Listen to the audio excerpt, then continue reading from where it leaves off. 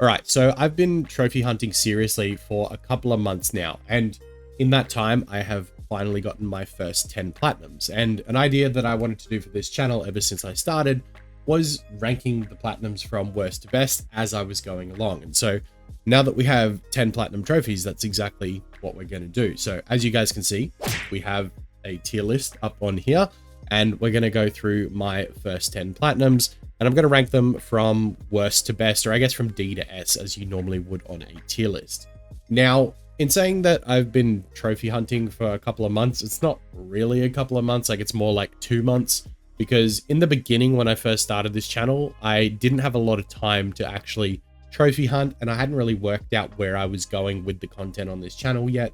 So it was just something I was kind of testing. And you guys have shown me that you actually do want more trophy hunting content. So that's kind of what I've been trying to do. Now, I'm currently in the works of a larger video. That's why I haven't uploaded recently. So I thought, what a better perfect time to do this video than right now, while the next bit of content is still a little bit away. So everything here that you can see are the first 10 games that I have platinumed. Those being Spider-Man Miles Morales, Jedi Survivor, Star Wars Outlaws, Harry Potter Quidditch Legends, Daxter, Star Wars Racer, Toy Story 2, Astros Playroom, Stellar Blade, and Spider-Man. Now, you can kind of see there is a bit of a theme here with these games, and for me, it's nostalgia. Like, the things that I grew up with are the first 10 platinums that I went for. I watched a ton of Star Wars growing up. I used to love Toy Story. Spider-Man, I've always been a fan of Spider-Man. I love the original movies. So a lot of them are based around nostalgia. The only one that's probably not is Astros Playroom, but again, that's very like Crash Bandicoot-ish, so it makes sense that that's on there. And then Stellar Blade is probably something that's brand new. So these games really were just ones that interest me, and that's kind of the theme with this channel, is just games that interest me to platinum next. So if you guys haven't already, make sure you're subscribed and let me know what I should platinum next. I really want to platinum Ghost of Tsushima, but I'm also not in a rush to platinum that game right now. And then like the Assassin's Creed games, I was going to do some of them, but again, the new game's been delayed now. So I'm really just looking for what I should platinum next. And I feel like when we hit 1,000 subscribers, I need to do something good. So here's the deal. When I hit 1,000 subscribers on this channel and we get approved for monetization, I will platinum Elden Ring. And I know that sounds ridiculous because that game is 100 hours plus from what I've seen, multiple playthroughs, a nightmare in terms of the combat, especially for someone that doesn't come from a Souls gameplay background. You know, games like that are very challenging to me. So if you want to see me suffer, you're going to have to help me get to 1,000 subs. But once we get there, we will do that. And then maybe every couple thousand subs, we'll do one of the other Souls games and you guys can watch me suffer some more. But with that said, drop a sub, drop a comment for what game you want to see next, and let's start ranking these platinums. So the first one on the list is actually the first game that I platinumed altogether, which is Spider-Man Remastered. Now, I originally played Spider-Man when it first came out on the PS4, and I loved it. Like the web swinging, the combat, like that Arkham style combat, the story itself, it was all really good. And yes, I admit that I shed a few tears when, rest in peace, Aunt May, when that scene happened. Obviously, everything to do with this game was something that I loved and I really wanted more, which is why you'll see Miles Morales on this list as well. So Spider-Man's a fantastic experience. I played it on Spectacular, but it wasn't too difficult. So with that being said, it's one of those games where the platinum trophy itself is enjoyable as well. And something that Miles Morales and I think Spider-Man 2 do as well that has annoyed me is the New Game Plus playthrough, which you didn't have to do in the Spider-Man Remastered version. So that, in my book, is an A+. I'm borderline leaning S with Spider-Man, but I'm going to put it in A, but I really want to put it in S. There's a few things that are lacking, but in saying that, the platinum for this game is so enjoyable. Like, everything is very clear as to what you need to do. The only bit that's a little bit frustrating is doing all of the crime cleanup and all the Sable outposts and all those like really repetitive sort of clearing of the bases type trophies. That's the only bit that I didn't really enjoy all that much, although it could be because I went back and did it after playing the story. Whereas if I'd taken out most of them during my story playthrough, it probably would have been fine. So a borderline S could have been in that tier there. Now, while we're on the topic of Spider-Man, I'm just going to knock Miles Morales out of the way here as well. I'm putting it in B. Now, Miles Morales is shorter than Spider-Man. It's an easier platinum, but the fact that you have to go through and play it a second time on New Game Plus frustrates me. When I saw the trophy list originally, I did think that like the skills and stuff, yep, sure, you have to go into a New Game Plus to unlock them and play it for a little bit.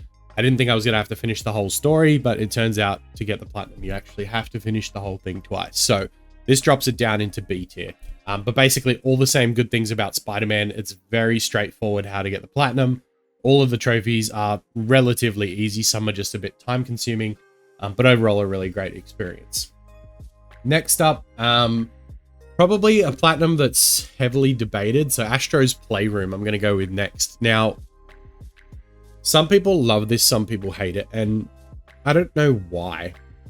I think the reason is because it seems kiddie, but again, like the same people will then go and play Crash Bandicoot, so I don't know.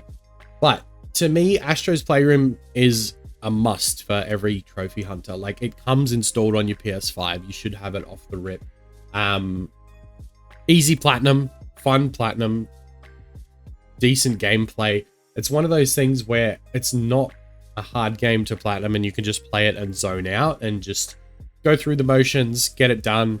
I think 6 hours, 5 hours, maybe even less if you know what you're doing and you follow a guide. But again, super simple platinum. I really enjoyed my time with it. I wouldn't go back and play it, and it's not something that I don't think I can put 20, 25 hours into. So it'd be interesting when I do finally play Astrobot, what I think of that. But for the fact that I just wouldn't go back to play it again, I'm going to put it in B. Now, I'll do Daxter next because, again, a throwback to my childhood. Jak and Daxter growing up was like a huge thing for me. So I'm almost 30. So growing up, Jak and Daxter was one of the games that I played religiously. And going back to the original Daxter game, I noticed it only had like an 8 to 10 hour platinum. Everything was really straightforward. But again, when you're a kid, you don't realize like some of the things that you're engaged by a ton for hours on end. As an adult, it just doesn't have the same impact. Now, while I did enjoy playing through Daxter, I just got very bored. Like, I couldn't do it in one sitting. I had to go and play something else for a little bit and then come back to it, if that makes sense. But again, all the trophies are super easy. Most of them are tied to the story and then like a few little collectibles. So not a difficult platinum by any means, but just one that I thought was going to be more enjoyable than it actually was. So I'm going to put this one at C. Sticking with nostalgia, Toy Story 2. Let's do that one next. Toy Story 2 was so much fun. This game from my childhood, I remember playing this at a friend's house when I was a kid, and you guys will see the intro to my video on Toy Story 2's Platinum that I had a little bit of a nostalgia flashback in the beginning, but this game was so fun. The missions, I never actually finished it as a kid, so it was nice to go back and actually finish it. Some of the trophies were tied to like collectibles and things like that. If you need help, there's guides everywhere for it. But a super fun experience and just enough variety in gameplay that I wasn't bored. Like I said with Daxter, it was really repetitive and kind of boring. Whereas I didn't feel the same way in Toy Story, even though it's kind of from that same era. So I'm going to put that at B as well. Now, next up, we're going to go more recent times. And this was actually the third game I ever platinumed, which was Stellar Blade. Now, if you haven't played Stellar Blade, this game has some of the smoothest and most impressive combat that you will ever see in a video game.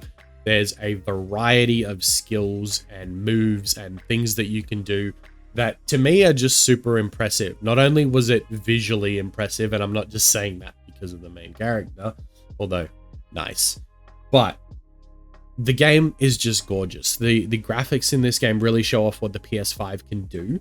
The gameplay is really fun. The story is decent. There's 3 different endings, and the final boss fights for each of those endings are pretty hard. One of them is really hard. But the good thing about this, you have to get all 3 endings for the Platinum Trophy. But the good thing is you can kind of like cloud save cheese this and get the different endings. So that's a nice bonus, I guess. But overall, really fun. The only thing I would warn you about with this platinum is getting all of the cans, like the cola can collectibles. Maybe use a guide for that because they're very small and you don't always see them. They don't show up on the minimap or anything like that. So you're going to have to keep an eye out if you're doing this without a guide. So I really enjoyed Stellar Blade. Again, it's up there close to S, but I think still in the A category. Nothing mind-blowing, but just a really good overall fun platinum experience with a little bit of a grind. I don't think it's a massive grind, but yeah, it took some time, that's for sure. So that's going to be an A. And then we're going to jump into another retro Star Wars racer. This one, again, as a kid, I played so much. I actually played it on the Nintendo 64. And now that I've seen it available on the PlayStation, it was 1 to platinum. So easy. Win all the races. Unlock all the best parts. Get a few different speeds that you need to get to. Like 1,000 kilometers per hour, I think, is one of the speeds that you need to get to. And you've got the platinum. Super easy, fun, doesn't take too long. B. Quidditch Champions. Now, as much as I made a video on this and I said I enjoyed it in the video, thinking back on it now, it just wasn't that good. Like, it's cool, and I think I got lost a little bit in the Harry Potter universe with this one, and I hope when I go to play Hogwarts Legacy, it's not the same thing. I just really felt like this game, again, it was on that repetitive side of things. Like, I had fun playing it, but I just don't know if I would ever go back to it. I don't think I would ever go back to it. I was hoping like a Hogwarts Legacy would have its own Quidditch in it to make it much more engaging and realistic to the player. But, you know, Quidditch Champions was fun for a few hours, but then when you get into like having to win games in online and there's multiplayer trophies, and if you're planning to get this, do it now, because I feel like the multiplayer side of this is going to fall off very quickly. And if you haven't done it yet, then you're already running out of time. So decent, not great. C. Now we left the 2 Star Wars games till the end, which, to be honest, well, there's 3 Star Wars games on this list, but the 2 we left to the end are controversial for their own reasons. Star Wars Outlaws being the most recent, I'm going to go with in release order. So the most recent to date to release. This game was fun initially. The more you play it, the buggier it was. It annoyed me because right at the end when I was about to get the Platinum Trophy, I had 2 trophies that were bugged. They're both fixed now, by the way. You can get the Platinum. But I think this one just left a bad taste in my mouth. It just made me really sour that I put in so many hours to this game and couldn't get the Platinum for like a week and a half, I think, after I actually got the Platinum Trophy.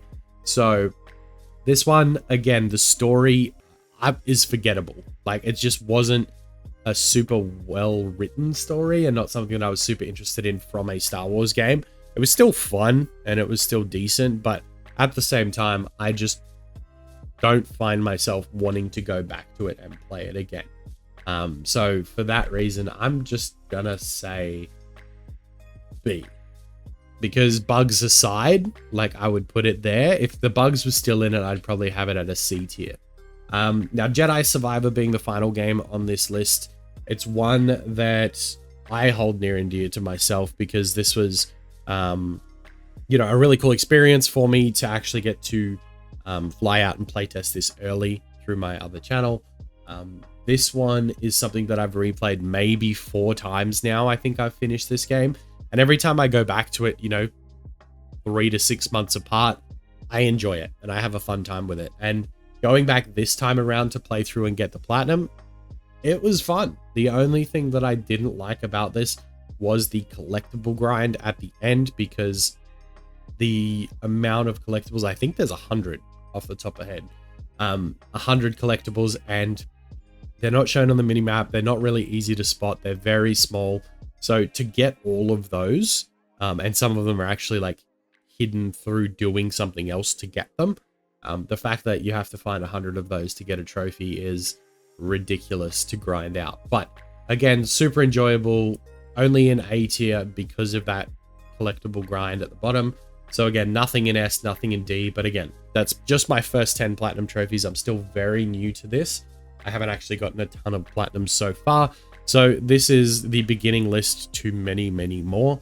But again, like I said, mention down in the comments what videos you would like to see next, what games I should platinum next. And when we get to 1,000 subscribers, maybe we platinum Elden Ring, maybe we platinum Bloodborne, Demon Souls, one of those like harder platinum trophies we will go for so you guys can watch me suffer. So let's get ourselves there. And with that said, I'm going to get out of here. Thank you so much for watching, and I will see you in the next one.